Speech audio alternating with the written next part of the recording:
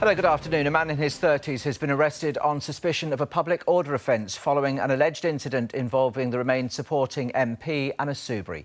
Sky News understands the man in police custody is James Goddard. The Metropolitan Police has confirmed the man was arrested on suspicion of offences that allegedly took place on Monday, the 7th of January.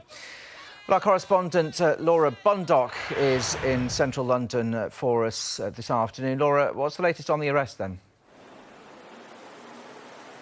Yeah, well, Nick, just before midday today, they're outside here. We're outside St James's Park Underground Station in central London. A small group of protesters, including James Goddard, had gathered, some of them wearing yellow vests.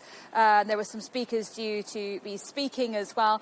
The Metropolitan Police arrived. They arrested James Goddard. They took him to one side, handcuffed him before he was moved towards a police van and taken for questioning to a central London police station. The Met Police have issued a short statement confirming this, saying that a man in his 30s has been arrested in central London on suspicion of public order offences committed in the Westminster area on the 7th of January. He remains in custody. Now, James Goddard had a PayPal account, Sky News understands, suspended last week after he set up a fundraising page called GoFundMe. That was suspended last week. There has, of course, been a lot of scrutiny on the level of protest in and around Westminster, on that very fine line between what is acceptable protest and what is unacceptable protest. But as we now know, James Goddard, one of those who has been protesting in that area, has been arrested.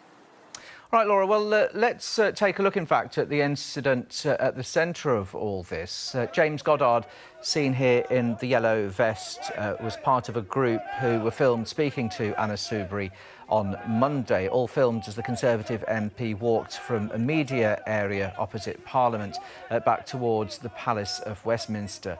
Mr Goddard was one of a group of people who surrounded her as she made her way. So that was all on Monday. Laura, has Anna Soubry had anything to say about the developments? Yes, she has. Anna Soubry has been pretty vocal throughout all of this. At the time after that incident, she tweeted how she felt that the police were letting down democracy, that more needed to be done to protect herself and other MPs from doing their business in and around the whole of Westminster.